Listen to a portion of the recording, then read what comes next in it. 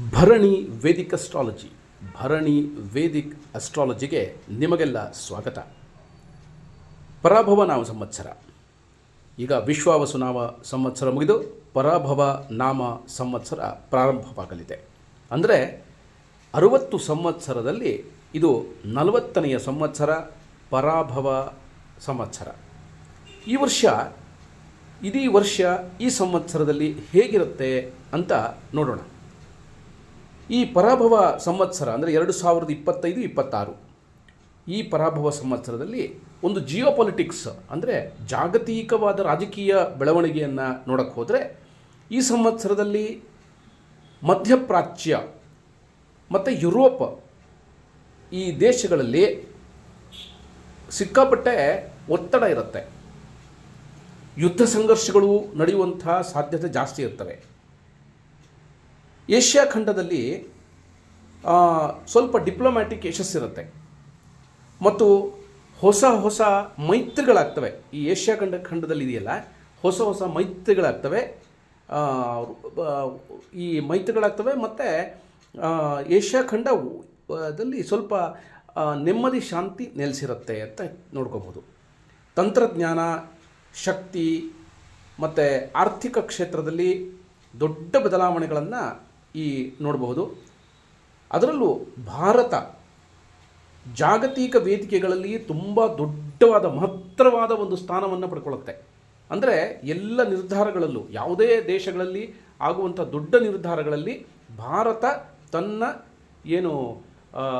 ನಿಲುವನ್ನು ವ್ಯಕ್ತಪಡಿಸುತ್ತೆ ಮತ್ತು ಭಾರತದ ನಿಲುವಿಗೆ ಅನೇಕರು ಚಪ್ಪಾಳೆ ತರ್ತಾರೆ ಮತ್ತು ಒಪ್ಕೋತಾರೆ. ಇದು ಜಿಯೋಪೊಲಿಟಿಕ್ಸ್ನ ಲೆಕ್ಕಾಚಾರಕ್ಕೆ ನೋಡಿದರೆ. ಇನ್ನು ಭಾರತದಲ್ಲಿ ಏನಾಗ್ಬೋದು, ಇಲ್ಲಿ ರಾಜಕೀಯದಲ್ಲಿ ಏನಾಗ್ಬೋದು ಅಂತ ಹೇಳಿದರೆ, ಈ ನಮ್ಮ ಸರ್ಕಾರ ಏನು ಮಾಡುತ್ತೆ, ಈ ವರ್ಷ ಹೆಚ್ಚಿನಾಗಿ ಸ್ವಚ್ಛತೆ, ಮೂಲಸೌಕರ್ಯ ಮತ್ತು ಆರ್ಥಿಕ ಸುಧಾರಣೆ ಇದಕ್ಕೆ ಜಾಸ್ತಿ ಒತ್ತು ಕೊಡುತ್ತೆ. ಅದೇ ಥರ ತಂತ್ರಜ್ಞಾನಕ್ಕೆ ಜಾಸ್ತಿ ಒತ್ತು ಕೊಡುತ್ತೆ. ಅದು ಜಾಸ್ತಿ ಒಂದು ಪ್ರಯಾರಿಟಿಯಲ್ಲಿರುತ್ತೆ ನಮ್ಮ ಭಾರತದಲ್ಲಿ. ಮತ್ತು ಆದರೆ ಈ ಮಧ್ಯದಲ್ಲಿ ಅಂದರೆ ಅಂದಾಜು ನೀವು ಸೆಪ್ಟೆಂಬರ್, ಅಕ್ಟೋಬರು ಈ ಥರ ಹೇಳಬೇಕಾದ್ರೆ ಸ್ವಲ್ಪ ರಾಜಕೀಯದಲ್ಲಿ ಅಸ್ಥಿರತೆ ಬರ್ಬೋದು. ಅಂದರೆ ಮೋದಿಯವರಿಗೆ ಅಥವಾ ಈಗ ಇರುವಂಥ ಕೇಂದ್ರ ಸರ್ಕಾರಕ್ಕೆ ಇದಿಲ್ಲ, ಯಾವುದೂ ಸ್ಪಷ್ಟ ಬಹುಮತ ಇಲ್ಲ. ಆದ್ದರಿಂದ ಸ್ಪಷ್ಟ ಬಹುಮತ ಚೆಕ್ ಮಾಡಬೇಕು ಅಂತ ಹೇಳಿಬಿಟ್ಟು ವಿರೋಧ ಪಕ್ಷಗಳು ಗಲಾಟೆ ಮಾಡ್ಬೋದು. ಕರ್ನಾಟಕ ರಾಜ್ಯದಲ್ಲಿ ಸ್ವಲ್ಪ ಡಿಸ್ಟರ್ಬೆನ್ಸ್ ಆಗಬಹುದು. ಈ ಥರದ ಕೆಲವೆಲ್ಲ ಸಣ್ಣ ತೊಂದರೆಗಳು ಕಾಣುತ್ತೆ. ಆದರೆ ಒಟ್ಟಾರೆ ಸರ್ಕಾರದಲ್ಲಿ ಸ್ಥಿರತೆ ಉಳಿಯುತ್ತೆ. ಅದೆಲ್ಲ ಏನು ಮಾಡೋಕ್ಕಾಗಲ್ಲ. ಕೇಂದ್ರ ಸರ್ಕಾರದಲ್ಲಿ ಇವರು ವೋಟ್ ಆಫ್ ಮೋಷನ್ ಕೇಳಿದರೂ ಏನೂ ಆಗಲ್ಲ. ಇದು ಕೇಂದ್ರ ಸರ್ಕಾರ BJP ಮುಂದುವರಿಯುತ್ತೆ. ಮತ್ತೇನಾಗುತ್ತೆ ಅಂತ ಹೇಳಿದರೆ, ಕೆಲವು ಮಹತ್ತರ ನಿರ್ಧಾರಗಳನ್ನು ಸರ್ಕಾರ ತಗೊಳ್ಳುವಂಥ ಸಾಧ್ಯತೆಗಳು ಜಾಸ್ತಿ ಇದೆ. ಕೆಲವು ಮಹತ್ತರವಾದ ನಿರ್ಧಾರಗಳನ್ನು ತಗೊಳುತ್ತೆ. ದೇಶಕ್ಕೆ ರಾಜಕೀಯವಾಗಿ ಈಗ ಇರುವಂಥ ಪಕ್ಷಕ್ಕೆ ಒಳ್ಳೆಯ ಫಲಿತಾಂಶ ಬರುವಂಥ ಸಾಧ್ಯತೆಗಳು ಜಾಸ್ತಿ ಇದೆ. ಚುನಾವಣೆ ಆಗುತ್ತೆ. ಚುನಾವಣೆ ಸಂಬಂಧ ಆದಾಗ ದೇಶಕ್ಕೆ ಈಗ ಆಡಳಿತದಲ್ಲಿರುವಂಥ ಪಕ್ಷ ಏನಿದೆ, ಯಾವ್ಯಾವ ರಾಜ್ಯದಲ್ಲಿ ಯಾವ್ಯಾವ ಪಕ್ಷ ಇದೆ ನೋಡಿ, ಅವರಿಗೆ ಮೆಜಾರಿಟಿ ಬರುವಂಥ ಸಾಧ್ಯತೆಗಳು ಜಾಸ್ತಿ ಇದೆ. ಉದಾಹರಣೆ ವೆಸ್ಟ್ ಬೆಂಗಾಲಲ್ಲಿ ಇದೆ, ಮಮತಾ ಬ್ಯಾನರ್ಜಿ ಅವ್ರದ್ದು ಇರುತ್ತಲ್ಲ, ಅವ್ರದ್ದೇ ಪಕ್ಷ ಅಧಿಕಾರಕ್ಕೆ ಬರುವಂಥ ಸಾಧ್ಯತೆಗಳು ಜಾಸ್ತಿ ಇದೆ. ಅಂದರೆ ತುಂಬ ಜಾಸ್ತಿ ಅಧಿಕಾರಕ್ಕೆ ಬಂದಿಲ್ಲರೂ ಸ್ವಲ್ಪ ಮಟ್ಟಿನ ಸಾಧ್ಯತೆಗಳು ಅವರಿಗೆ ಜಾಸ್ತಿ ಇದೆ ಅಂತ ಹೇಳುವಂಗೆ. ಇನ್ನು ರಾಶಿ ಫಲ ನೋಡಿದರೆ ಒಟ್ಟಾರೆ 5 ರಾಶಿಗಳಿಗೆ ಈ ಪರಾಭವ ನಾಮ ಸಂವತ್ಸರ ತುಂಬ ಒಳ್ಳೆಯದು. ಮೇಷ, ಕರ್ಕಾಟಕ, ತುಲಾ, ಮಕರ ಮತ್ತು ಕುಂಭ ಈ 5 ರಾಶಿಗಳಿಗೆ ಈ ಪರಾಭವ ನಾಮ ಸಂವತ್ಸರ ಒಳ್ಳೆಯದು. ಇದು ಮೇಲಿಂದ ಮೇಲೆ ಹೇಳ್ತಾ ಇದ್ದೀನಿ, ಯಾಕಂದರೆ ಮೇಷರಾಶಿಯಲ್ಲೂ ಈಗ ಅಶ್ವಿನಿ, ಭರಣಿ, ಕೃತ್ತಿಕ ಅಂತ 3 ನಕ್ಷತ್ರಗಳಿರ್ತವೆ. ಅದರಲ್ಲಿ ಅಶ್ವಿನಿ, ಭರಣಿ ಪೂರ್ತಿ ಇದೆ, ಕೃತ್ತಿಕದ್ದು ಬರೀ 2 ಪಾದ ಮಾತ್ರ ಇರುತ್ತೆ. ಅದರಿಂದ ಒಟ್ಟಾರೆ ಮೇಷರಾಶಿಯವರಿಗೆ ಒಳ್ಳೆಯದು, ಕರ್ಕಾಟಕ ರಾಶಿಯವರಿಗೆ ಒಳ್ಳೆಯದು, ತುಲಾ ರಾಶಿಯವರಿಗೆ ಒಳ್ಳೆಯದಾಗುತ್ತೆ, ಮಕರ ಮತ್ತು ಕುಂಭ ರಾಶಿಯವರಿಗೆ ಒಳ್ಳೆಯದಾಗುತ್ತೆ. ಆದರೆ ಹೆಚ್ಚು ಜಾಗೃತೆಯಲ್ಲಿರಬೇಕಾದ ರಾಶಿಗಳು ಯಾವುದು ಅಂತ ಹೇಳಿದರೆ, ಯಾರ ರಾಶಿಗಳು ಯಾರಿಗಿದ್ದೇವೋ ಅವರು ವೃಶ್ಚಿಕ, ಮೀನ ಮತ್ತು ಮಿಥುನ ಮತ್ತು ಕನ್ಯಾ. ಈ 4 ರಾಶಿಯವರು ಸ್ವಲ್ಪ ಹೆಚ್ಚು ಜಾಗೃತೆ ವಹಿಸ್ಕೊಳ್ಳಬೇಕು. ಆರೋಗ್ಯ ದೃಷ್ಟಿ ಇರಬಹುದು,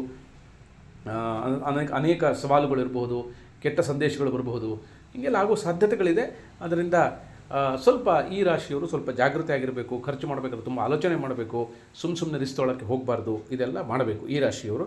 ಹಾಗಂತ ಒಳ್ಳೆ ರಾಶಿಯವರಿರುವವರು ಜಾಗೃತಿಯಾಗಿರಬಾರ್ದು ಅಂತಲ್ಲ, ಅವರು ಜಾಗೃತಿಯಾಗಿ ಇರಬೇಕು. ಆದರೆ ಅವರಿಗೆ ಸ್ವಲ್ಪ ಯಶಸ್ಸು ಜಾಸ್ತಿ ಇರೋದರಿಂದ ಒಂದು ಸಪೋಸ್ ಏನಾದರೂ ಕಾಲು ಉಳುಕಿದ್ರೆ ಬರೀ ಕಾಲಿ ಬೆಟ್ಟಿಗೆ ಮಾತ್ರ ನೋವಾಗ್ಬೋದು, ಬೇರೆ ಏನಾಗಲ್ಲ. ಆದರೆ ಬೇರೆ ನಾನು ಹೇಳ್ದಲ್ಲ, ವೃಶ್ಚಿಕ, ಮೀನ, ಮಿಥುನ, ಕನ್ಯಾ ಇವರಿಗೆ ಕಾಲು ಏನೋ ಎಡವಿದ್ರೆ ಬೆರಳಿಗೆ ಮಾತ್ರ ಅಲ್ಲ, ಸ್ವಲ್ಪ ಗಂಟಿಗೂ ನೋವಾಗ್ಬೋದು, ಈ ಥರ ಇರುತ್ತೆ. ಅದು ಹೇಳ್ತಾ ಇದ್ದೀನಿ. ಇನ್ನು ಬೇರೆ ನೋಡಿದರೆ 15 ಅಂದರೆ ಏಪ್ರಿಲ್ 15ರಿಂದ ಏಪ್ರಿಲ್ 30, 2026 ಅಂದರೆ ಬರೋ ತಿಂಗಳು ಒಂದು ಭಾರತ ಏನು ಮಾಡುತ್ತೆ ಅಂತ ಹೇಳಿದರೆ ಜಾಗತಿಕ ಆರ್ಥಿಕತೆಯ ವಿಷಯದಲ್ಲಿ ದೊಡ್ಡದೊಂದು ಬದಲಾವಣೆ ಆಗುತ್ತೆ. ಹಣಕಾಸು ವಿದೇಶದಲ್ಲಿ ತುಂಬ ದೊಡ್ಡ ಬದಲಾವಣೆ ಆಗುತ್ತೆ. ಮತ್ತು ಅಕ್ಟೋಬರಲ್ಲಿ 10ರಿಂದ 25 ಅಕ್ಟೋಬರ್ 2025 ಆ ಟೈಮಲ್ಲಿ ರಾಜಕೀಯ ಮತ್ತು ಆರ್ಥಿಕ ಬದಲಾವಣೆ ನಾನು ಹೇಳಿದೆ, ಅದು ತುಂಬ ಆಗುತ್ತೆ ಅಂತ ಹೇಳಿಬಿಟ್ಟು. ಇನ್ನು 2026, 27ರಲ್ಲಿ ನೋಡೋಕ್ಕೆ ಹೋದರೆ ಏನಾಗುತ್ತೆ ಅಂತ ಹೇಳಿದರೆ ಈ ಸ್ಥಿತಿಗಳು ಮುಂದುವರಿಯುತ್ತೆ, ಅಸ್ಥಿರತೆ ಸ್ವಲ್ಪ ಇರಬಹುದು. ಆದರೆ ಒಟ್ಟಿನಲ್ಲಿ ಈ ಸರ್ಕಾರಕ್ಕೆ ರಾಜಕೀಯವಾಗಿ ಯಾವುದೇ ರೀತಿಯ ತೊಂದರೆ ಇಲ್ಲ, ಚೆನ್ನಾಗೇ ಆಗುತ್ತೆ. ಪರಾಭವನ ಸಂವತ್ಸರ ಎಲ್ಲವನ್ನು ಜಯಿಸೋದು ಅಂತ, ಅದರಲ್ಲಿ ಎಲ್ಲರೂ ಸಹನೆಯಿಂದ ಇರ್ತಾರೆ, ಪ್ರೀತಿ ವಿಶ್ವಾಸ ಜಾಸ್ತಿ ಆಗುತ್ತೆ. ಇದು ಈ ಸಂವತ್ಸರದ ಒಂದು ಮಾಹಿತಿ. ಇನ್ನು ನಿಮಗೆ ಯಾರಿಗಾದರೂ ನಿಮ್ಮ ನಿರ್ದಿಷ್ಟ ರಾಶಿ, ನಕ್ಷತ್ರ ಇದರ ಪ್ರಕಾರ ನಿಮಗೆ ಹೆಚ್ಚು ವಿವರ ಬೇಕಾಗಿದ್ದರೆ ನಮ್ಮ ಭರಣಿ ವೇದಿಕ ಆಸ್ಟ್ರಾಲಜಿ ಏನಿದೆ ಅದರ ನಂಬರ್ ಕೊಟ್ಟಿದ್ದೀವಿ ನಾವು, ಅಲ್ಲಿಗೆ ವಾಟ್ಸಪ್ ಮಾಡಿ ನಿಮಗೆ ಹೆಚ್ಚಿನ ಮಾಹಿತಿಯನ್ನು ಕೊಡುವಂಥ ಕೆಲಸ ಮಾಡ್ತೀವಿ. ಖಂಡಿತ ಇದು ಯಾವುದೂ ಫ್ರೀ ಕನ್ಸಲ್ಟೇಷನ್ ಅಲ್ಲ, ಇದಕ್ಕೆ ಮಿನಿಮಮ್ ಫೀಸ್ ಇದ್ದೇ ಇರುತ್ತೆ. ನಿಮಗೆ ಆಸಕ್ತಿ ಇದ್ದರೆ ದಯವಿಟ್ಟು ಹೇಳಬಹುದು. ನಮಸ್ಕಾರ. ಯುಗಾದಿಯ ಎಲ್ರಿಗೂ ಶುಭಾಶಯಗಳನ್ನು ಹೇಳ್ತಾ ಕಾರ್ಯಕ್ರಮ ಮುಗಿಸ್ತೀನಿ. ನಮಸ್ಕಾರ.